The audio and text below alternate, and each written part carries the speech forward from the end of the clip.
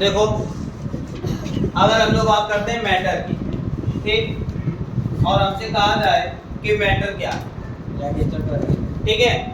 अगर मैटर की अगर हम लोग बात करेंगे, मैटर तो हिंदी में उसको क्या बोलते हैं, द्रव्य बोलते हैं। कंफ्यूज नहीं होना है, क्योंकि मैटर की जो 3 स्टेट हम लोग पढ़ेंगे, ये वाली लाइट ऑफ कर दो, जो 3 हम लोग स्टेट पढ़ेंगे, तो पहली जो होगी वो सॉलिड,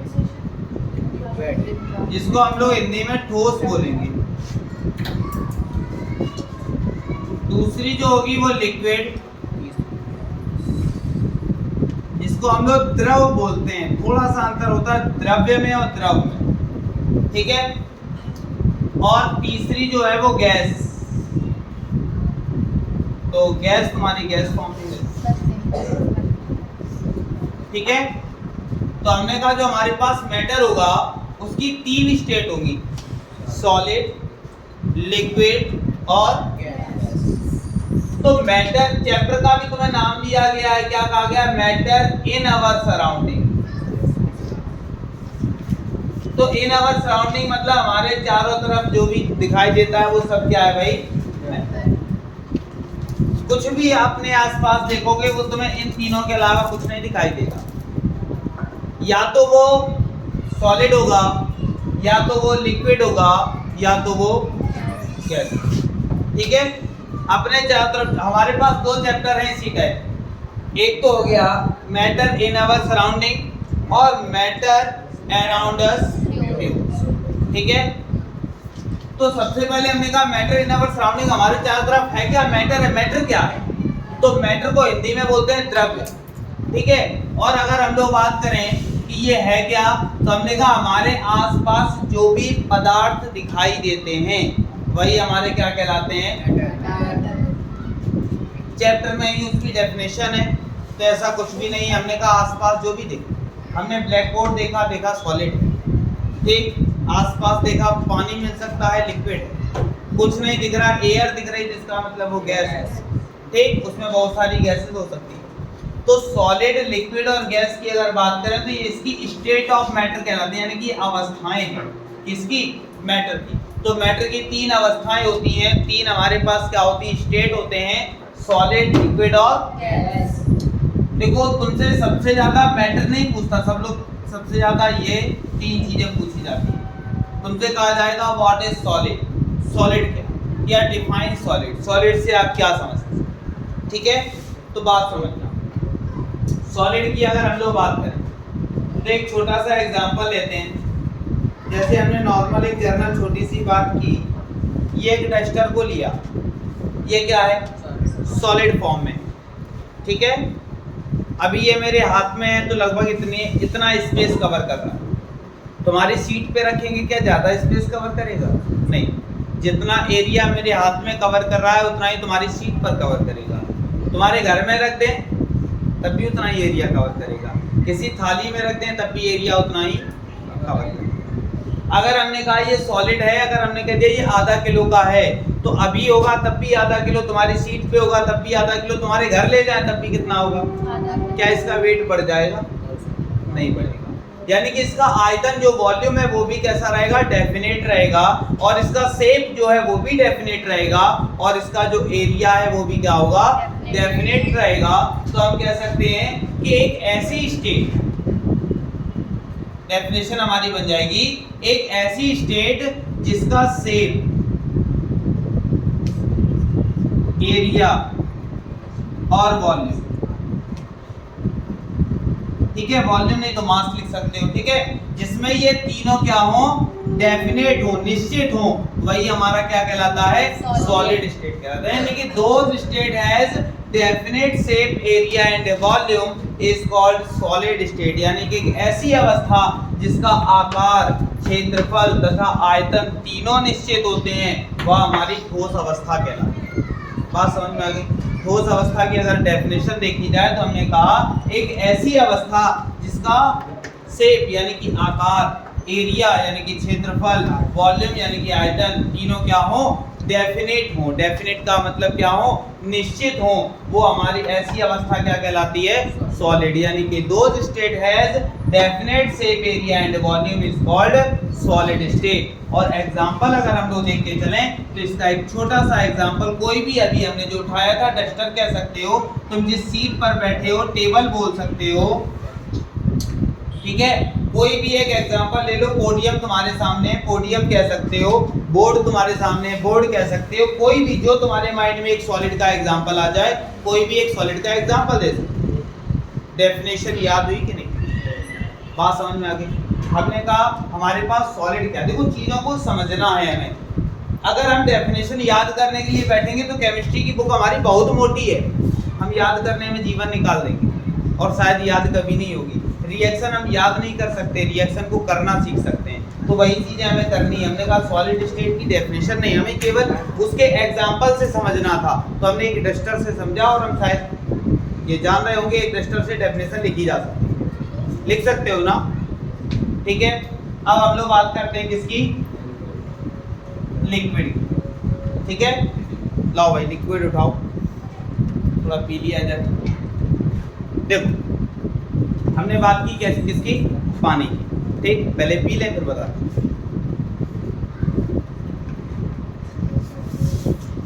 और क्या, पहले प्यास सब देखेंगे, दूसरा काम।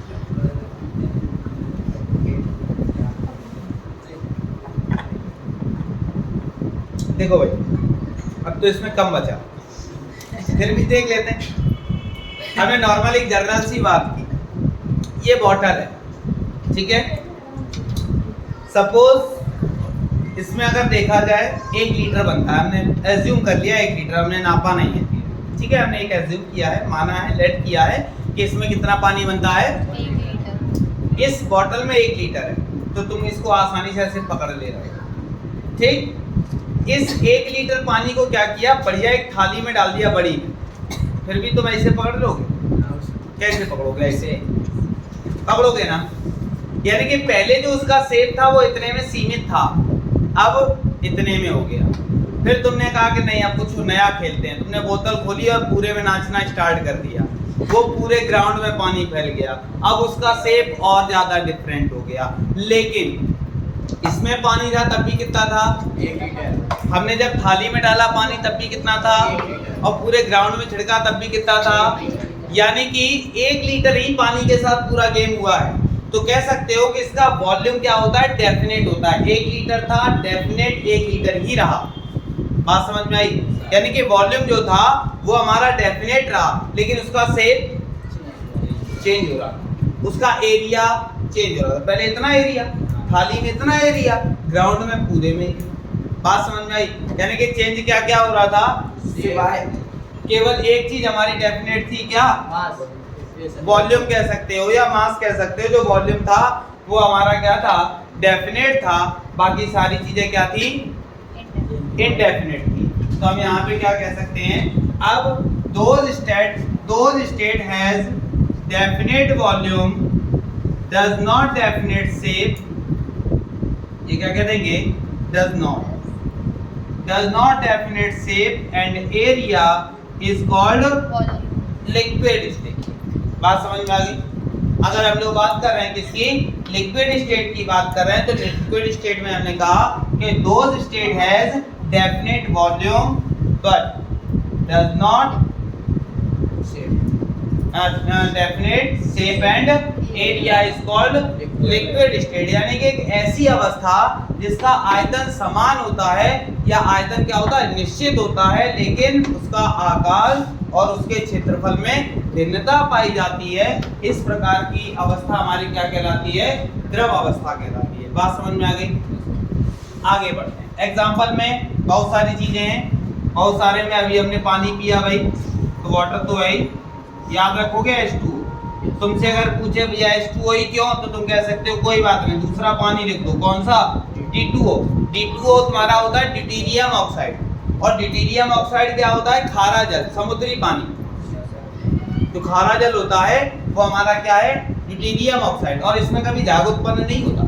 अपना साबुन लेकर जाना और कपड़े धुलना कभी समुद्र के पानी में, कभी साफ नहीं होंगे, कभी झाग उत्पन्न नहीं होगा, क्योंकि वो हमारा H2O नहीं है, क्या है हमारे पास, ड्यूटेरियम है। और ड्यूटेरियम वाटर के साथ मतलब हमारे सोप के साथ कभी भी झाग उत्पन्न नहीं करता। सोप का भी फार्मूला याद रखोगे, RCOONA, ये किसका फार्मूला होता है, सोप का, ठीक है। उसमें क्या है हमारे पास, सोडियम भी प्रेजेंट होता है, ठीक। और अभी हम लोग पढ़ेंगे बहुत सारी चीजें, तो ब्लीचिंग पाउडर वगैरह भी पढ़ेंगे, तो हम जानेंगे कि हम लोग जो कपड़ों में ब्लीच करते हैं उससे कपड़े हमारे किस तरह खराब होते हैं। सारी चीजें अभी हम लोगों को पढ़नी है। साबुन भी पढ़ना है कि साबुन किस तरह से रिएक्ट करता है, किसके साथ रिएक्ट नहीं करेगा। साबुन और डिटर्जेंट में क्या डिफरेंट होता है, डिफरेंट होते हैं भाई, डिटर्जेंट भी और सोप भी।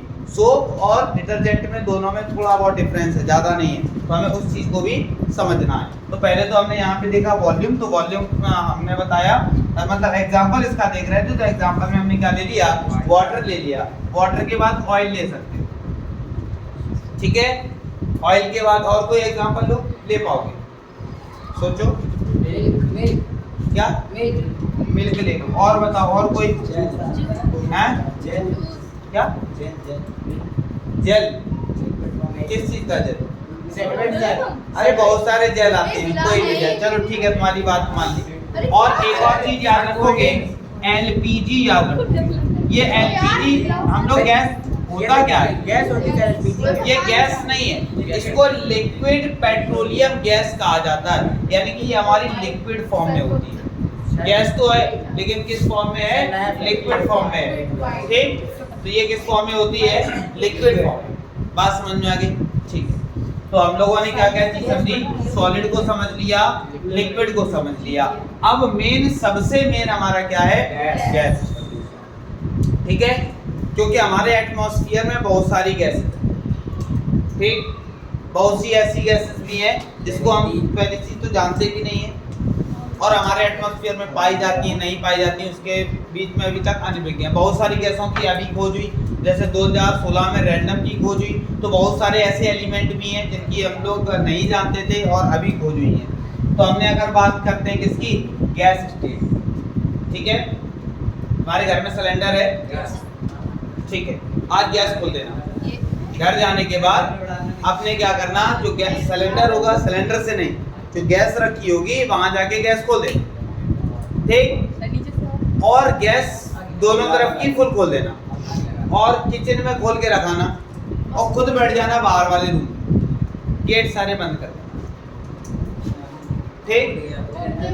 10 मिनट 15 मिनट बाद तो तुम्हें तो शायद नहीं, लेकिन तुम्हारे घर वालों को ये आभास होने लगेगा कि घर में गैस लीक कर रही है। ऐसा होता है कि नहीं होता है? गैस हमारी कहाँ लीक कर रही थी, किचन में। तुम्हें कहाँ, तुम्हारी नाक कहाँ थी, बाहर वाले रूम, लेकिन वहां तक आ गई। क्या तुमने गैस को देखा, गैस देखा कितनी बड़ी है, नहीं देखा। गैस को नापा कितने किलो है, अब तुम कहोगे हम नाप के लाते, 14 किलो का सिलेंडर आता है खाली, उसके बाद जितना भर लो, 1 किलो भरवाने भी जाते हैं, तो इसीलिए हमने कह दिया वो क्या है भाई, बात समझ में आई। वो लिक्विड पेट्रोलियम है, वो पहले वो लिक्विड फील होता है तुम्हारे में। जो सिलेंडर तुम घर पे यूज करते हो वो लिक्विड है, लेकिन जो जलती है, जलने के बाद जो वेपर होती है वो तुम्हारी प्रॉपर गैस है। तुम्हारे एटमॉस्फेयर में ऑक्सीजन गैस है, ठीक। हाँ, अल्कोहल क्या, हाँ, सुंघाने के काम आता था पहले, अब नहीं, उससे लोगों की डेथ होने लगी। हाँ, इसी वजह से, हाँ, ज़्यादा मात्रा में चला जाता था तो लोगों की डेथ होने लगती, तो इस वजह से उसको अब हटा दिया गया। अभी सारी उन पे भी आ रहे हैं, ठीक है।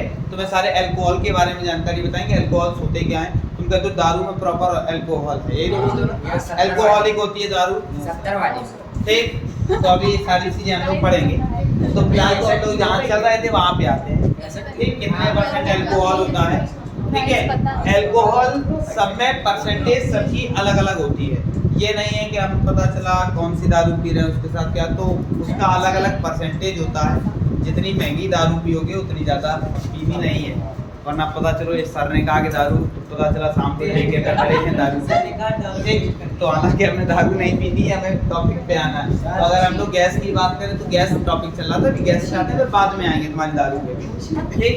तो अगर गैस की अगर हम लोग बात करते हैं तो गैस क्या है, तो एक छोटा सा तरीका, गैस हमने कहा कहाँ थी, अंदर किचन में तुम्हारी नाक तक पहुंच गई, तो इसका मतलब है कि वहां से यहाँ तक उसने ट्रेवल किया।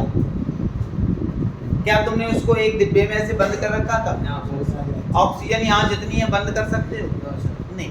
यानी कि ना तो हम उसका शेप बता सकते हैं कैसा शेप होगा, ना हम उसका एरिया बता सकते हैं कि वो कितने एरिया में फैली होगी, और ना ही हम उसका क्या वॉल्यूम बता सकते हैं कि वो कितने किलो, कितने ग्राम, कितने सेंटीमीटर क्यूब होगी।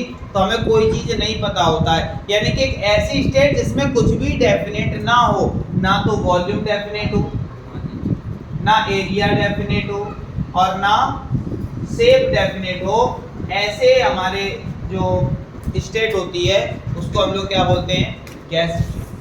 बात समझ में आ गई? सॉलिड की जब हम बात कर रहे थे तो हमने कहा सॉलिड स्टेट क्या होती है, तो सॉलिड में हमने बताया था सॉलिड स्टेट में नॉर्मल सी बात है, एक डेफिनेशन छोटी सी बताई कि जिसमें क्या हो, शेप, एरिया और वॉल्यूम तीनों क्या हो जाए, डेफिनेट हो जाए, वो हमारा क्या कहलाता है, सॉलिड स्टेट कहलाता है। एग्जांपल भी हमने बताया, टेबल, चेयर, फैन, जो तुम्हें अच्छा लगे, सॉलिड तुम्हें दिखाई दे, तुम्हें बॉटल अच्छी लग रही है, सॉलिड है, तो बॉटल का नाम ले सकते हो, तुम अपने आप में एक सॉलिड हो, लेकिन हमारी बॉडी पूरी तरह से सॉलिड हो जाएगी। ठीक है, अगर हम पूरी बॉडी स्ट्रक्चर की बात नहीं कर रहे हैं, हमारी बॉडी के अंदर सारी चीजें हैं, सारे एलिमेंट्स हैं, कुछ जैसे हम लोग नहीं होता है, अब उसके अंदर आयरन की कमी हो गई, तो आयरन की कमी हो गई तो क्या उसको लोहा खिलाना है? आयरन की गोली लेते आना, बोलते हैं ना लोग, आयरन की गोली लेते आना, तो क्या है, उसको लोहा खिला दिया जाएगा। कैल्शियम की कमी हो गई तो क्या कैल्शियम ले आओ डायरेक्ट जाके, कि ये लो कैल्शियम खा लो, ऐसा नहीं है। तो वो भी अभी हम चीज सीखेंगे, सारी चीजें हम लोग उससे भी जानेंगे। नहीं पता चले कि आयरन की कमी हो गई, तुमने उठाया कोई एक बढ़िया कोई लोहे की रखी हुई थी रॉड और सीधे मुंह में दे दी, ले खाओ आराम से, आयरन की कमी एक पूरी हो जाएगी, वो नहीं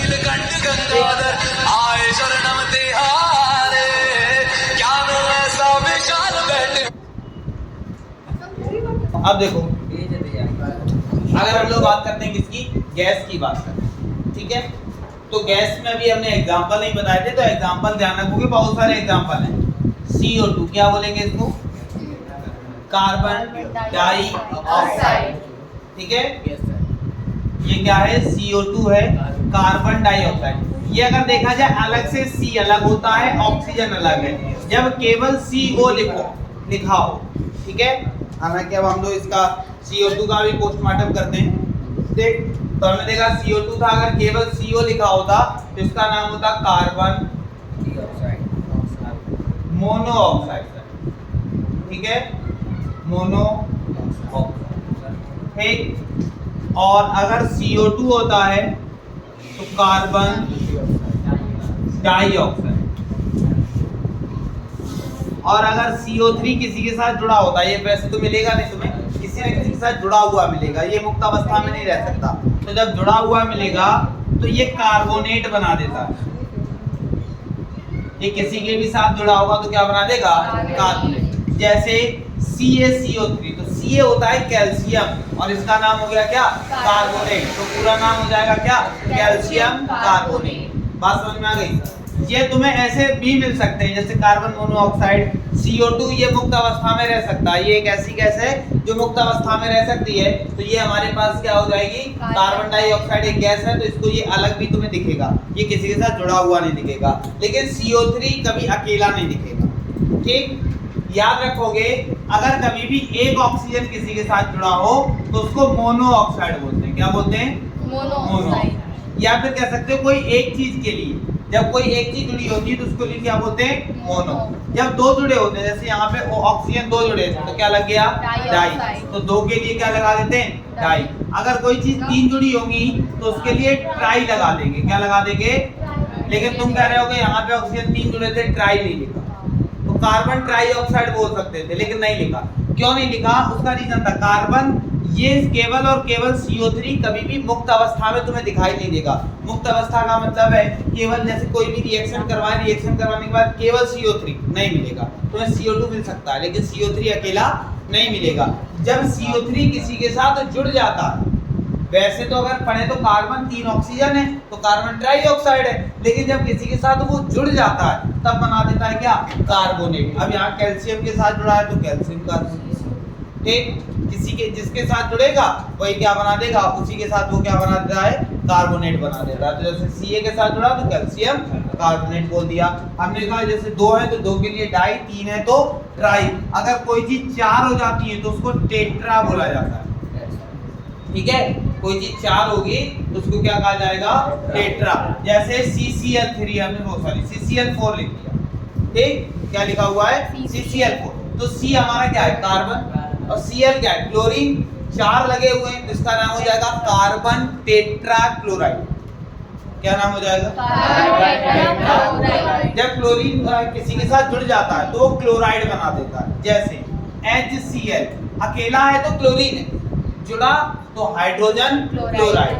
जैसे NaCl लिखा है तो सोडियम क्लोराइड। जैसे MgCl2 लिखा है तो मैग्नीशियम क्लोराइड। ऐसे यहाँ CCl4 लिखा है तो कार्बन टेट्रा क्लोराइड। अब ऐसे ही अगर कहीं 5 हो तो 5 के लिए पेंटा होता है, ये कोई तुम्हें बताएगा नहीं।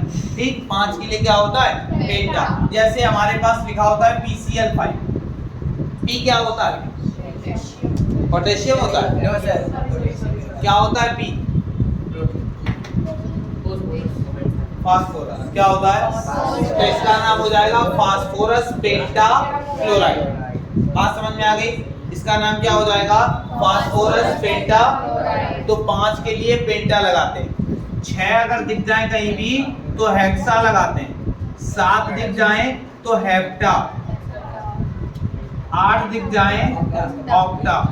ज्यादा ना पढ़ो, ज्यादा दिखेंगे नहीं। ठीक, यहाँ तक मिलेंगे। ठीक है, बात समझ में आई कि नहीं है।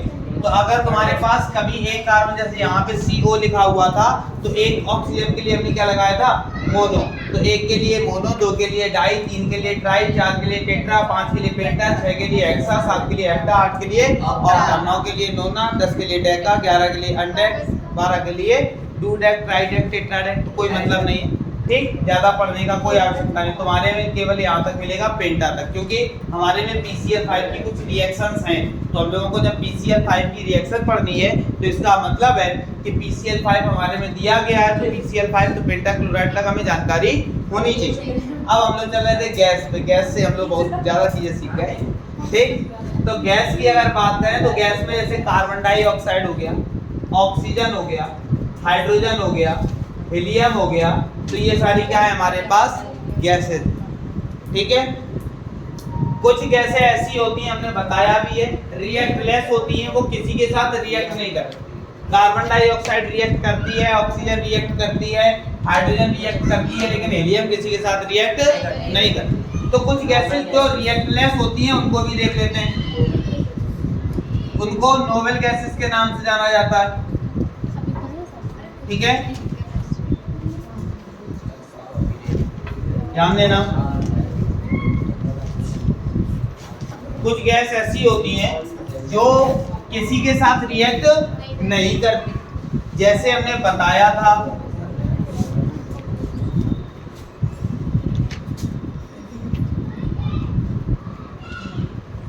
ये गैसेस क्या है, ये किसी के साथ रिएक्ट नहीं करती। इनको नोबेल गैस, हिंदी में अक्रिय गैस कहा जाता है। या तो नोबेल गैस कह सकते हैं या फिर अक्रिय गैस कह सकते हैं। इनके बहुत सारे नाम हैं। नोबेल गैस, हिंदी में अक्रिय गैस, रिएक्टलेस यानी कि जो अभिक्रिया नहीं करती। दूसरा, इनको वेटलेस गैसेस यानी कि जिस भारहीन, इनमें कोई वेट भी नहीं होता। ठीक है, इनको क्या कहा जाता है, अक्रिय गैस कहा जाता है। और इनको क्या कहा जाता है, भारहीन गैस कहा जाता है। और रिएक्टलेस गैसेस यही कहलाती है, ये किसी के साथ रिएक्ट नहीं करती। रीजन भी बताएंगे क्यों नहीं करती। फिर ये वेट में क्या होती हैं, बहुत ज्यादा हल्की होती हैं। इसको क्या बोलते हैं, नाम क्या है, हीलियम।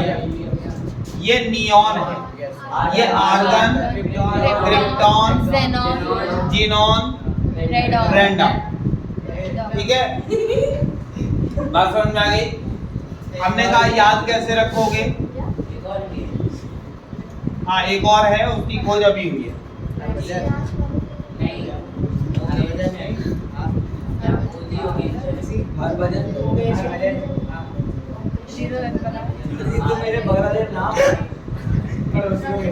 ठीक है, तो हम कह सकते हैं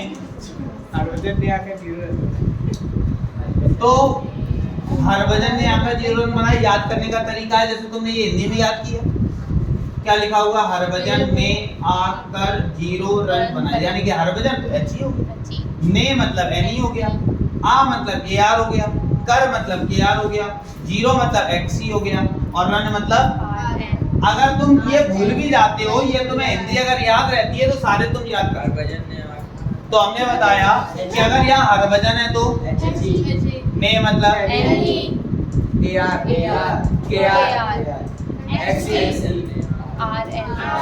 याद हो गया सर। हाँ ऐसी वाला 0 वाला समझ में नहीं आया। इसको जीनोम कहा जाता है। अब जब जीनोम तो जीनोम से 0 बन गया, तो इसी वजह से हमने इस सेंटेंस को कंप्लीट करने के लिए 0, ये किसी किताब में नहीं लिखा भी है, ये मेरी लैंग्वेज है, उसके अकॉर्डिंग मैंने बनाया है। ठीक, याद करने का एक तरीका है। ठीक है, तो हम कह सकते हैं हरभजन ने अगर 0 रन बनाए तो 0 को सब अपना अपना तरीका अपनाते हैं, किसी ने कुछ बनाया होगा, किसी ने कुछ, हमने जो बनाया वो हमने तैयार किया। बात समझ में आई? ये आप ही क्रिएट किया है। हाँ, तो यहाँ पे हमने कहा कि ये हमारे पास क्या हो गया, जीनोन है, तो जीनोन के अकॉर्डिंग हमने क्या कह दिया, 0 बोल दिया है। वरना तुम कहोगे एक्स ई से सर 0 तो होता नहीं है, तो हमने जीनोन के अकॉर्डिंग 0 सेंटेंस को कंप्लीट करने के लिए हमने क्रिएट किया। जो भी तुम्हारा मन करे तुम भी क्रिएट कर सकते हो, क्रिएटिव माइंड है, अच्छी बात है। घर जाके क्रिएटिव कुछ नई क्रिएटिविटी लाना, अपने अंदर कुछ नया बनाना। ठीक, तो ये हमारी कैसी होती है, वेटलेस गैसेस होती है, भारहीन गैसेस होती हैं। याद भी रखोगे, जैसे हमने बात की हीलियम, हीलियम तुम्हारे गुब्बारे में बन जाती है, किसमें, गुब्बारे में। अब कहोगे कौन से गुब्बारे, जो तुमने देखा होगा इस समय तुम्हारे मोदी जी फेमस हैं, तो अभी जब इलेक्शन चल रहे थे तो मोदी जी में हवा भर के, मोदी जी में नहीं मतलब मोदी जी के गुब्बारे में हवा भर के उनको उड़ा दिया गया था। ठीक है, क्या किया गया था, मोदी जी वाले गुब्बारे में हवा भर के उड़ा दिया गया, तो ऊपर उसको रस्से से बांधा गया था, उड़ ना जाए मोदी जी कहीं। ठीक, उनको क्या किया गया था, एक रस्से से, मोटे रस्से से बांधा गया। तो तुम खुद सोचो, एक गुब्बारा वो भी इतना बड़ा, उसको भी एक रस्से से इतने मोटे। आजकल हम लोग क्या करें, मुंह वाला गुब्बारा फुलाएं और फुलाने के बाद एक नॉर्मल उसमें धागा पतला सा बांध दें, बांधने के बाद वो इतना जाता है, उसके बाद वो फिर ठुस करके नीचे आ जाता है, उसमें गैस भरती हो। ठीक है। तो जो हम लोग भरते हैं वो ये वाली गैस नहीं भरते, हम लोग क्या भर देते हैं उसमें, CO2। Sir helium flammable gas होती है क्या, फ्लेमेबल गैस। हाँ, अब तुम्हें और भी काम मिल सकती है, शादी बारात के गुब्बारे में तुमने देखा होगा, शादी बारात वाले एक बार गुब्बारे का गेट सजा देते हैं गुब्बारे से, वो 2-3 दिन तक सजा रहता है, और तुम बर्थडे में लेके आते हो छोटी सी पैकेट, 15 बार फुलाते हो, 15 गुब्बारे में 10 गुब्बारे फूट जाते हैं, 5 फूल के तैयार होते हैं। सर वो भी बाद में फूट जाते हैं, सर वही बात क्या? नहीं भारी जाते हैं। है, तो हमने कहा 5 गुब्बारे हमारे तैयार हुए, 5 गुब्बारे के बाद हमने लगा दिए, पता चला पंखा चालू किया, 5 में बचे 3, 2 फूट गए। फिर जब तक बर्थडे आया तब तक एक की हवा निकल गई, वो इतना रह गया, एक बचा एक, वो तुम्हारे बर्थडे में फोड़ दिया, बचता वही है जो बड़ा वाला जिसमें टॉफी भर दी जाती है, बाकी सब अपने आप निकल लेते हैं।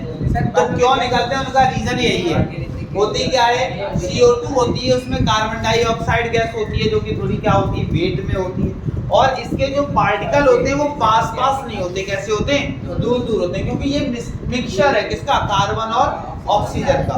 तो इसके जो पार्टिकल होते हैं वो थोड़े से क्या होते हैं, दूर दूर होते हैं। अगर प्रॉपर कार्बन डाइऑक्साइड गैस में तुम्हें रख दिया जाए तो गर्मी का भी एहसास होगा। ठीक है, जैसे कार्बन, इस रूम में क्या क्या दिया जाए, कार्बन डाइऑक्साइड गैस भर दिया तो ठंडी नहीं होती, वो गर्म गैस होती है।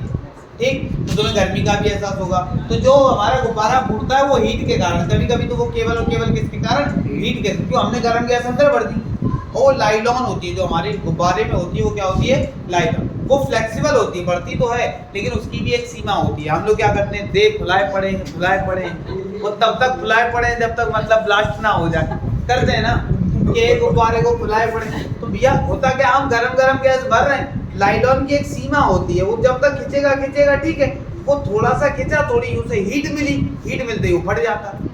बात समझ में नहीं है, वो इसके कारण फटता, वरना लाइलॉन को फाड़ना आसान नहीं, केवल हवा उसको फाड़ देती है। हम लोग क्या करते हैं, हवा ही तो भरते हैं, हवा बताओ लाइलॉन को फाड़ देती है, इतनी तेज हवा हो सकती है क्या, हवा क्या करती है, हम लोग कार्बन डाइऑक्साइड भरते हैं, यानी कि गर्म गैस उसमें पी कर देते हैं, और गर्म गैस होने के कारण वो क्या करती है, गुब्बारे में ब्लास्ट करवा देती है। फिर बात करते हैं हम लोग आर्गन की।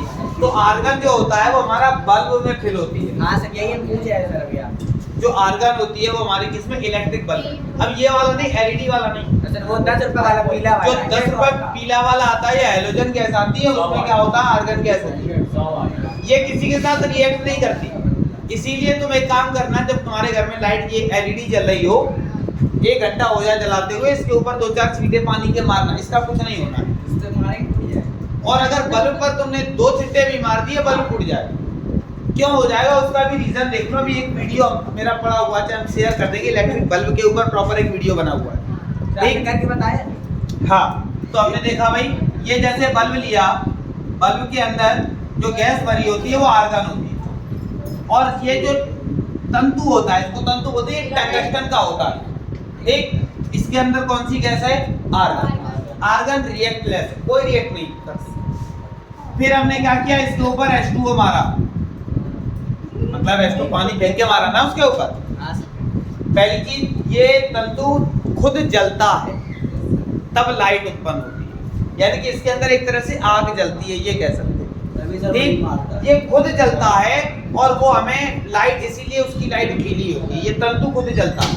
तो जलने की वजह से जब इतनी जगह हीट उत्पन्न हो गई, तो जो आर्गन गैस होगी वो इसकी चारों दीवारी पर इकट्ठी हो जाती है। चारों तरफ एक बाउंड्री है, इस बाउंड्री पर कौन सी गैस होगी, आर्गन। हमने क्या किया, तुरंत उठाया पानी, 2 बूंदे उसके ऊपर दे मारी।